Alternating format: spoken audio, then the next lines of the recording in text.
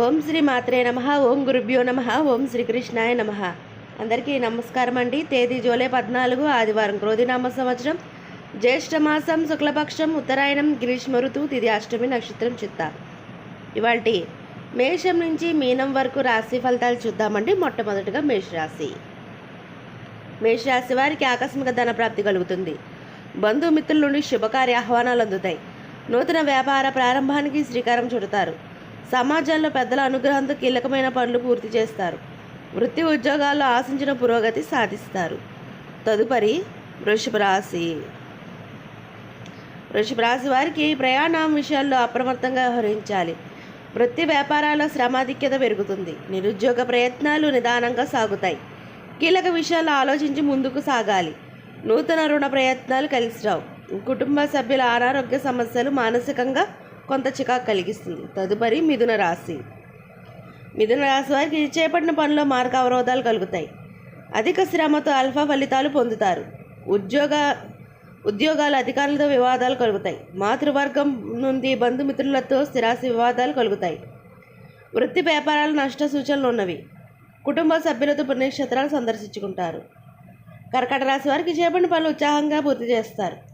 బంధుమిత్రులతో గృహమును శక్యతగా వ్యవహరిస్తారు. వృత్తి ఉద్యోగం పని ఒత్తిడి నుండి ఉపశమనం పొందుతారు. ఆర్థిక పరిస్థితి మరింత మెరుగుపడుతుంది. నూతన వ్యాపార విస్తరణ ప్రయత్నాలు ఫలిస్తాయి. నిరుద్యోగులకు అనుకూల వాతావరణం ఉంటుంది. తదుపరి సింహరాశి. సింహరాశి వారికి నేత్ర సంబంధిత సమస్యలు కలుగుతాయి. ముఖ్యమైన వ్యవహారాలు వాయిదా వేయడం మంచిది. వ్యాపారాలు మందకొడిగా సాగుతాయి. ఆర్థిక పరిస్థితి నిరుత్సాహపరుస్తుంది. వృత్తి ఉద్యోగాల్లో బాధ్యతలు నిర్వహించడంలో లోటుపాట్లు కలుగుతాయి. సోదరుతో స్థిరాస్తి వివాదాలు కలుగుతాయి. తదుపరి కన్యారాశి. కన్యారాశి వారికి ఆర్థిక వ్యవహారాలు ఆశాజనకంగా ఉంటాయి.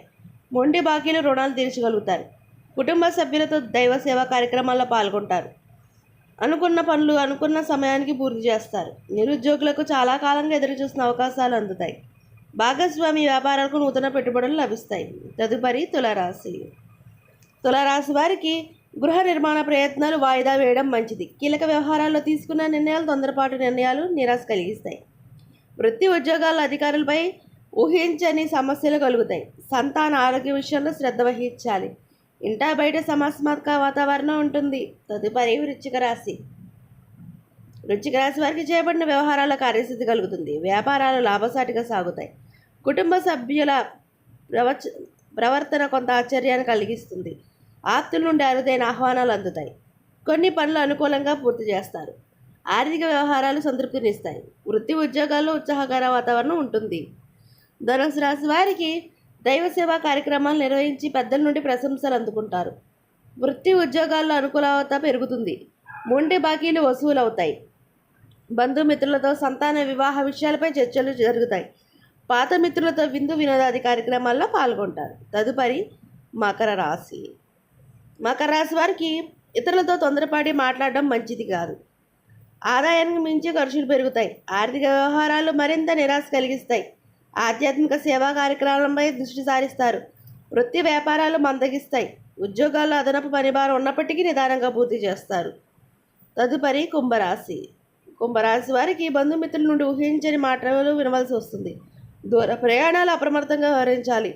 దీర్ఘకాలిక ఆరోగ్య సమస్యలు చికాకు కలిగిస్తాయి. నిరుద్యోగ ప్రయత్నాలు కలిసి రావు. వృత్తి వ్యాపారాల్లో ఆర్థిక సమస్యలు కలుగుతాయి. ఉద్యోగమున సహోద్యోగులతో మాట పట్టింపులు కలుగుతాయి. తదుపరి మీనరాశి.